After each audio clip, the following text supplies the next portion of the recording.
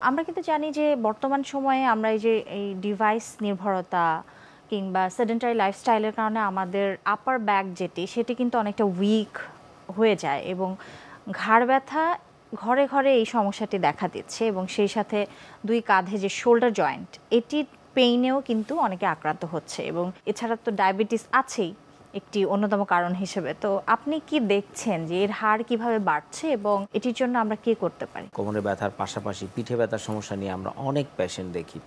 তো পিঠে ব্যথার ভেরিয়েশনগুলো রয়েছে অনেক। স্যার, পিঠে ব্যথা বা নেক পেইন অ্যান্ড শোল্ডার পেইন সম্পর্কে জানবো তার আগে একটি ছোট্ট বিরতি নিয়ে আসবো। সুপ্রিয় দর্শক, দেখছেন স্বাস্থ্য প্রতিদিন অনুষ্ঠানে এই পর্যায়ে নিয়ে নিচ্ছি ছোট্ট একটি বিরতি, আমাদের সঙ্গেই থাকুন।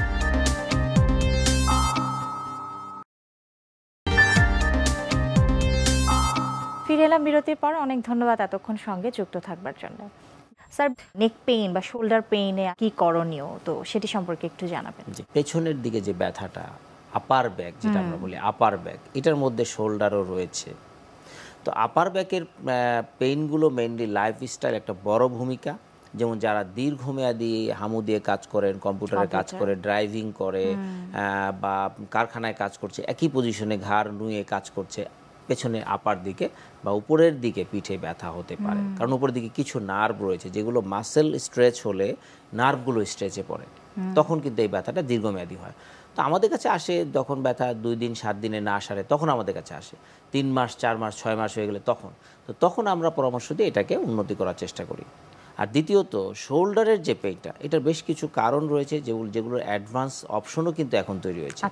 যেমন শোল্ডারের বেশিরভাগ ক্ষেত্রে আমরা দেখি, আপনি যে বলছিলেন যে ডায়াবেটিস একটা বড় অংশ, এবং ডায়াবেটিক পেশেন্টরা শোল্ডারের জন্য ফ্রোজেন শোল্ডার নিয়ে আমাদের কাছে আসে। তো ইউজুয়ালি আগে কি করা হতো, আগে চিকিৎসার ক্ষেত্রে একটা সিম্পল ইনজেকশন দিয়ে দেওয়া হতো, মানে কিছুদিন ভালো থাকতো, আবার রিপিট করতো। এখন যে ট্রিটমেন্টগুলো আছে সেগুলো হচ্ছে মাস্কুলোস্কেলেটাল আল্ট্রাসাউন্ড। এটির মাধ্যমে আমরা পুরো ক্যাপসুলটাকে ডাইলেট করে দিতে পারি, যেটাকে বলে হাইড্রোডিস্টেনশন।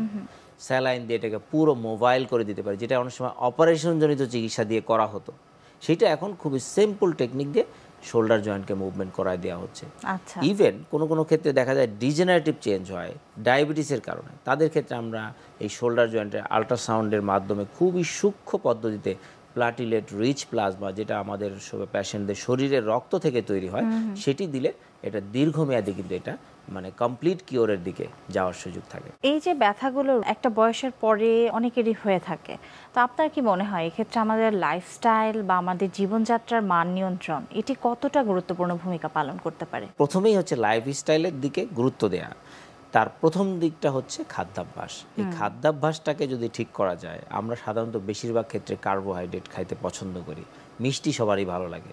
তো এই জায়গাটাকে যদি পরিহার করা যায়, এবং আমাদের যত সোর্স আছে, যেমন আমরা 3 বেলা ভাত খাই, ভাত রুটি এগুলো সবই কার্বোহাইড্রেট। তো এই কার্বোহাইড্রেটটাকে নিয়ন্ত্রণ করে যদি অন্যান্য খাবারের দিকে আমরা বেশি ঝুঁকি, বিশেষ করে ফাইবার কন্টেনিং খাবার, ফ্রুটস খেতে পারি, অথবা সালাদের প্রতি বেশি খাই, অথবা গ্রামেগঞ্জের মানুষ যারা আছে তাদের লোকাল শাকসবজিগুলো বেশি খেতে পারে, এই ধরনের অভ্যাস যদি হয় তাহলে আমাদের জন্য ভালো।